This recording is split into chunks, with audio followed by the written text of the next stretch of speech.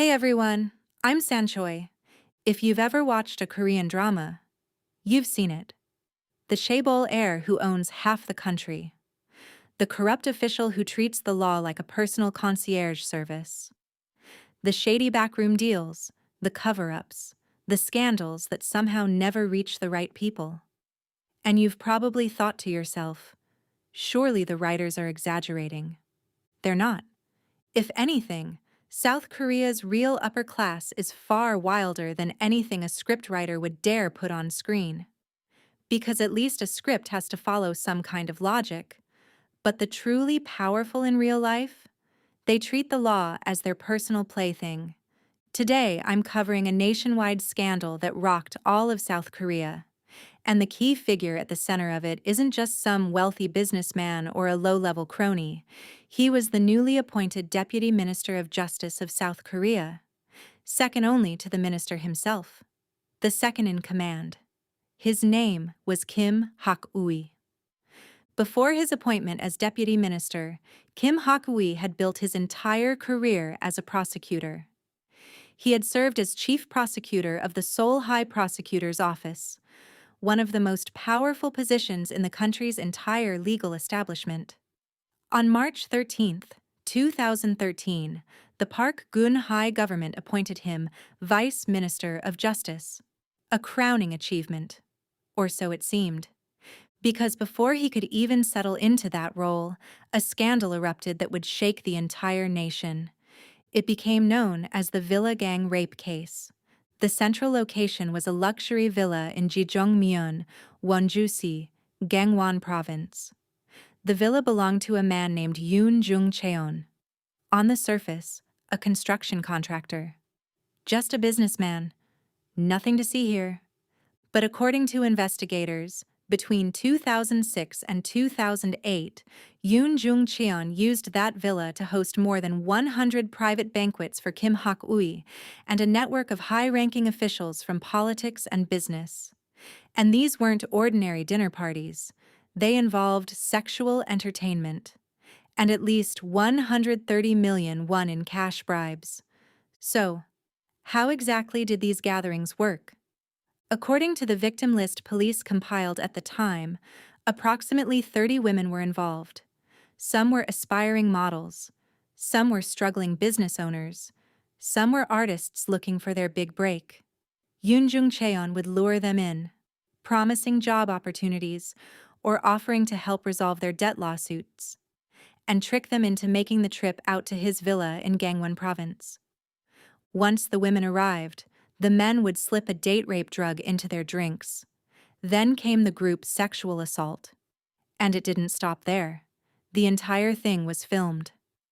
If any of the women tried to resist or threatened to go to the police, they were blackmailed. Told the footage would be sent to their families or posted directly online. One of the central victims, referred to as Miss A, eventually came forward to testify. She said she had been trapped in that living hell for several years. They had become the personal playthings of South Korea's most powerful elite. Then came March 19, 2013. Channel A, a major South Korean broadcaster, aired a report on its investigative program about what it called the Hell Villa in Wonju, Gangwon Province. They revealed that senior government officials were implicated and that videos of the sexual services had surfaced. The story spread like wildfire within a single day, completely out of control. And that same day, police officially received a copy of the video directly from a victim and immediately launched an investigation. March 19th was the day the press and police jointly detonated the nuclear bomb.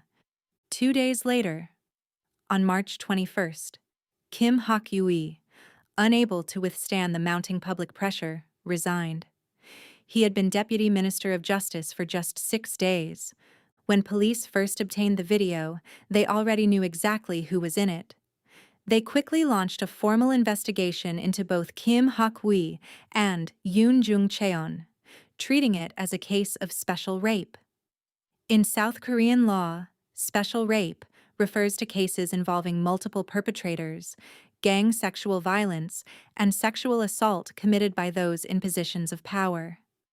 Police reviewed the footage, witness statements, and other available evidence. Then the case was handed over to the prosecution. And that's when things got very strange. In 2013 and 2014, the prosecution claimed to have conducted 2 back-to-back investigations. But here's what they concluded. Some of the victims had suddenly reversed their statements, completely contradicting what they had originally told police. Based on that, the prosecution said they could no longer confirm the identities of the women in the videos. Citing inconsistent victim testimony, they issued a clearance. They effectively exonerated Kim Hak-yi. At the time, reports also emerged suggesting that pressure had come from above, from officials at the Blue House, the seat of South Korea's presidential power, and so the prosecution dropped the case. But because of that decision, what had started as a criminal sex for favors investigation became something far bigger. It evolved into a dual scandal. Had the prosecution deliberately failed to act? And were top officials complicit in the cover-up? Could Kim Hak-yi and Yoon Jung-cheon really just walk away? In 2013, the case was seemingly buried, quickly and quietly. Then came April 2018. A new body emerged, the Truth and Fact-Finding Commission on Past Cases. This temporary commission was specifically created to ask Korean society one very uncomfortable question: those cases that were swept under the rug. Was it that investigators couldn't pursue them back then? Or simply that they chose not to? To understand why this commission existed at all, you have to understand the climate. During the Park Geun-hye administration, public trust in the South Korean prosecution had eroded drastically. There were deep, widespread suspicions that prosecutors had been shielding the rich and powerful, and weaponizing criminal cases against political opponents. After Park Geun-hye was impeached and Moon Jae-in came to power, Korean society demanded a full reckoning. Moon Jae-in established what became known as the Truth and Fact Investigation Committee. Their mandate was to reinvestigate controversial past cases and determine whether prosecutorial misconduct, negligence, or political motivation had played a role. Think of it as a prosecution-focused version of an independent anti-corruption watchdog. But their powers were far more limited. They couldn't arrest anyone. They couldn't press charges. They could only dig through old cases and ask hard questions. Any actual arrests, searches, and indictments would still have to go through the investigation team under the Supreme Prosecutor's Office. After this commission was established in 2018, the Kim Hak-yi case immediately became its #1 priority, the most glaring example of a potential whitewash. What they found was damning. The committee reviewed police records and discovered that police had gathered approximately 30,000 items of evidence in total, including footage, digital files, videos and photos from the villa gatherings, and files pulled from phones, computers, and other devices. But over 10,000 of those items had never been handed over to the prosecution. And the prosecution? Even worse. During their own investigation, they had never once conducted a search or seizure on Kim Hak-yi. Not his home, not his office, not a single digital device. Nothing was ever seized. This wasn't a failure to find evidence. This was a deliberate choice not to look. The Truth Commission repeatedly asked Kim Hak-yi to come forward and explain himself. He refused every single time. Now, technically, he had the legal right to decline, but for a former Deputy Minister of Justice, a man who had spent his entire career enforcing the law, to completely stonewall a legitimate investigation into his own conduct? The public reaction was as predictable as it was explosive. Resentment, suspicion, fury. In March 2019, the Commission released its official report, citing, in careful bureaucratic language, major investigative loopholes. the report was submitted to both the Prosecutor General and the Ministry of Justice, formally recommending a reinvestigation of the Kim Hak-yi case. And this time, the response was swift. Around mid-March 2019, the Ministry of Justice and the Supreme Prosecutor's Office formed a major task force, reporting directly to the Prosecutor General, with as many as 50 members, on charges of bribery, sexual services, and related offenses. They launched a formal investigation into Kim Hak-yi and his associates. They dug through countless boxes of old files. They finally carried out all the searches and seizures that had never been done the first time around. And they reframed the case from a sex scandal into a broader narrative of elite bribery and prosecutorial misconduct. Then, just days later, late on the night of March 22nd, with tensions at an absolute peak, Kim Hak-yi appeared at Incheon International Airport, fully masked, wearing a hat. He had purchased a one-way ticket to Thailand. He was ready to run. But when he reached the departure gate, the machine beeped. The screen flashed 2 words in large letters: travel ban. The prosecution's investigation team had already obtained an emergency injunction preventing him from leaving South Korea. He wasn't going anywhere. Since the flight option was off the table, the prosecution cited his risk of flight and risk of evidence tampering, and requested a formal detention warrant from the court. On May 16, 2019, the Seoul Central District Court granted it. The former Deputy Minister of Justice was handcuffed and loaded into a prison van. In late 2019, the case was at long last formally indicted. But here's where the story becomes genuinely painful. By the time the case came to trial, most of the charges had already expired under the statute of limitations. The events at the villa had taken place between 2006 and 2008, more than a decade earlier. That window had closed, but the prosecution still had traceable evidence for one key charge: that over several years, Kim Hak-yi had accepted approximately 130 million won in cash bribes from builder Yoon Jung-cheon, along with a series of sexual favors, and Yoon Jung-cheon himself, no longer just the villa owner, was now a co-defendant in the bribery network. The first hearing was held on November 22, 2019, at the Seoul Central District Court. The judge acknowledged that, yes, the sexual services at the villa had indeed taken place, but those incidents occurred between 2006 and 2008. More than 10 years had passed. The statute of limitations had expired. Legally, they could not be prosecuted. Charges dropped. As for the bribery charges, the judge ruled there was insufficient evidence. Kim Hak-yi was acquitted. And he swaggered right out of that courtroom. The prosecution appealed. On October 28, 2020, nearly a year later, the Seoul High Court took up the case. And this time, the outcome was different. The High Court judge found that while the statute of limitations had indeed expired for the sexual services charges, buried within that long list of charges was something else.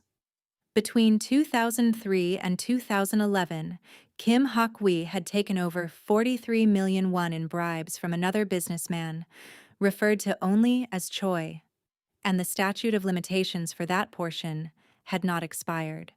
The court sentenced him on the spot. 2 years in prison. A fine of 5 million won. Kim Hak-yi was handcuffed right there in the courtroom and taken directly to prison. The public exhaled.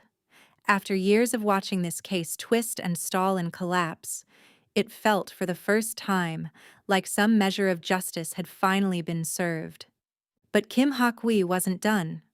On June 10, 2021, he took his appeal to the Supreme Court, also known as the Grand Court, and the Supreme Court justices suddenly became very passionate champions of procedural justice.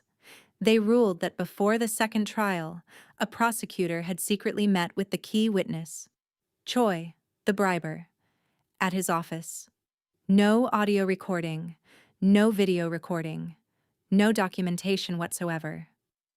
The court suspected the two had coordinated their stories, and on those grounds, the Supreme Court declared the second trial's verdict void. The case was remanded back to the High Court for a full retrial. Kim Hak-yi was granted bail. He walked free. On January 27, 2022, the retrial court, following the Supreme Court's directive, excluded Choi's testimony entirely, and without the testimony of the briber himself. The entire chain of evidence for the bribery charge collapsed. The High Court overturned the conviction. Kim Hak-yi was acquitted. Again. The prosecution made one final appeal. On August 11, 2022, the Supreme Court heard it and upheld the acquittal. They lost. Every court, every appeal, every avenue, exhausted. Kim Hak-yi was officially declared a completely free man under the law.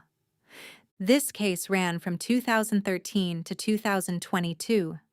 Over 9 full years of investigations, trials, appeals, and retrials. According to those who saw that video footage, Kim Hak-yi's face was unmistakable. They say he was as recognizable as Snake Ming, the kind of face you'd know even from ashes. The whole world knew who he was. And he still had the nerve to strut back out like nothing had ever happened.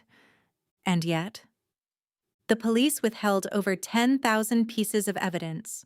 The prosecution never searched his home or seized a single device. The Blue House, under the Park Geun-hye administration, reportedly through a secretary general or senior administrative official, applied pressure to bury the case. When a truth commission finally dug it all back up, and a 50-person task force brought formal charges, the courts found procedural technicalities. A witness was excluded, the chain of evidence collapsed, and the man walked. All of this, the assault, the blackmail, the filming, the bribery, it was all still fully prosecutable back in 2013. But the police, the prosecution, and the Blue House, whether through active collusion or deliberate looking away, let it happen. Repeatedly. You'd think a truth and fact-finding commission, quite the mouthful, I know, could finally set things right. But when prosecutors, judges, and senior officials are all woven into the same fabric, what exactly are you reclaiming? With the full cooperation of many, this former Deputy Minister of Justice has been declared completely innocent in the eyes of the law. So the next time someone tells you Korean dramas about corruption are cliched or over the top, just remember this case, because in broad daylight, with video evidence, a face that anyone could identify, and dozens of victims, a man with the right connections walked away from all of it. Not once, but again, and again, and again. Over 9 years. We like to believe that beyond TV and movies, justice is real. But how do ordinary people endure a reality this cruel? Have you heard of this case? I'm honestly still shaking my head. One more thing. This case does touch on the Blue House, and specifically on what was reportedly a Secretary General or senior administrative official under the Park Geun-hye administration, who allegedly applied behind-the-scenes pressure. But I won't be covering that angle today, because the corruption that spilled out of that era runs far deeper and far wider than a single episode can hold. Truly dark times. Sometimes all you can do is shake your head and keep going. Stay safe out there. Thank you for listening. That's all for today. I'm San Choi. Bye.